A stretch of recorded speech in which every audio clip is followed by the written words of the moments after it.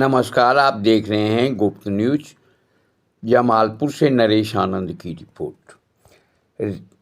आज Jamalpur railway marshalling yard में mock drill कार्यक्रम का आयोजन किया गया।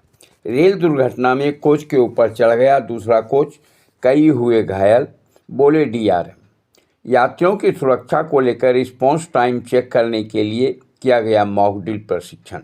मॉक ड्रिल में दिखाया गया कि कैसे ट्रेन के डिरेल हो जाने के बाद कैसे रेलवे के द्वारा ससमय राहत काल बचाव कार्य में लग जाते हैं। भारतीय रेल जहां एक दूसरे और पूरे विश्व के सबसे बड़ी रोजगार देने वाली संस्था है, वहीं इसके लिए यात्रियों को सुरक्षा को लेकर वह कितना गंभीर है, इसका अंदाज़ा इस बात से लगाया जा सकता है कि मॉक ड्रिल किया गया। मॉक ड्रिल में DRM, ADRM, medical, railway, fire brigade, police प्रशासन, डॉक्टरों का पैनल, एम्बुलेंस समेत लगभग 55 एजेंसियों ने भाग लिया। रिस्पॉन्स का टाइम चेक किया गया कि रेलवे में दुर्घटना होने पर किसी जगह सभी एजेंसियां सक्रिय हो जाती है। इस दौरान जमालपुर से भागलपुर जा रही पैसेंजर ट्रेन का डिरेल कर दिखाया गया, जिसमें हादसे में कुल 40 लोग घायल हुए।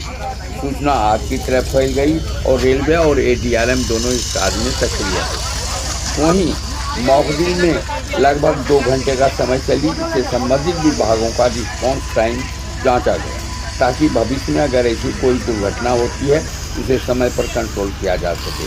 मॉक ड्रिल का मलबा हटाना, प्रभावित डब्बों को घायल यात्रियों को निकालना, चिकित्सीय उपचार, घायलों को अस्पताल पहुंचाना, यात्रियों को खाद्य पदार्थ की आपूर्ति, अनुग्रह राशि का भुगतान, यात्रियों के सामान और उसकी सुरक्षा का भी इंतजाम किया। एक मॉक ड्रिल का अरेंजमेंट यहाँ पे किया था और अभी वो एक्टिविटी चल रही है।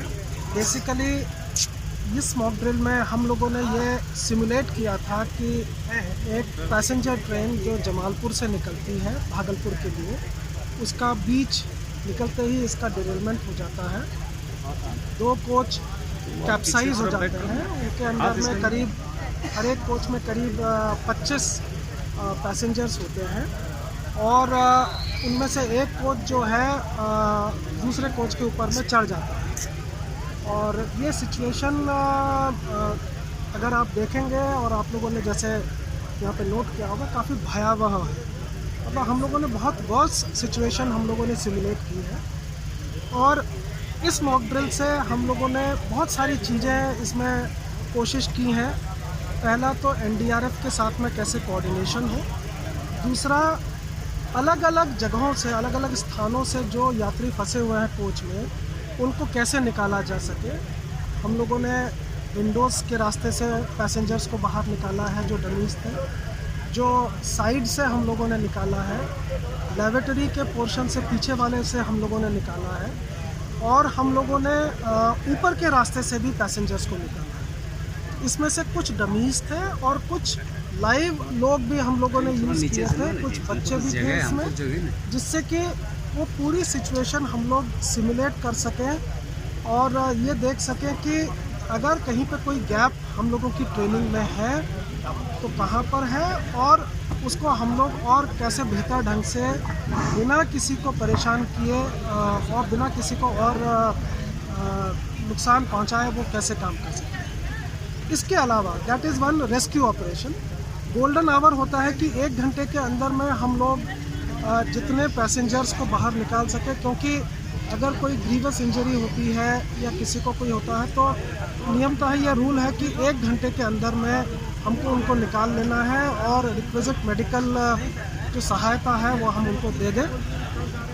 दूसरा, हम लोग ये भी देखते हैं कि जो लोग इंजर्ड हो गए हैं उनको हम लोग कैसे फर्स्ट एड प्रोवाइड कर सकें। जो हम लोगों की यहाँ पे ARMBs आई हैं उनके अंदर में जो मेडिकल फैसिलिटीज़ हैं और उसके अंदर में जो हमारे डॉक्टर्स हैं, पैरामेडिकल्स हैं, उनको भी एक इस तरह का सिचुएशन मालूम होना चाहिए कि वहाँ पर कैसे हम लोगों का जो यात्री हैं उनकी देखभाल कर सकें हम। साथ में जो सपोर्ट सिस्टम है, RPF स्टाफ है, जो हम लोगों के डॉक्टर्स हैं, कमर्शियल स्टाफ है, पर्सनल है, उनकी भी बहुत सारी ड्यूटीज़ होती हैं कि जो पैसेंजर बच गए हैं उनको वापस अपने स्थान पर, जो लोग जाना चाहते हैं गंतव्य स्थान पर, कैसा भेजा जाए। क्या हम लोग रोड के रास्ते से उनको भेजें या उनके लिए कोई स्पेशल ट्रेन हम लोग चलाएं। जो उन लोगों के लिए पास की व्यवस्था की जाती है, जो लोग उनके रिलेटिव्स आ गए हैं उनके लिए पास की व्यवस्था की जाती है। कंपनसेशन वगैरह कैसे दिया जाए, अगर रिलेटिव्स के कुछ ग्रीवांसेस वगैरह हैं उनको हम कैसे दूर करें, तो ये सब पहलुओं को हम लोग ध्यान में रखते हुए ये सब एक्टिविटी हम लोगों ने आज की। अभी रेस्क्यू ऑपरेशन पूरा हो गया है और अब हम लोग कंसंट्रेट करेंगे रेस्टोरेशन पे। जो कोचेज़ वगैरह हैं उनको हटा के उनको वापस ट्रैक पे लाएंगे और फिर वहाँ से उनको निकालेंगे।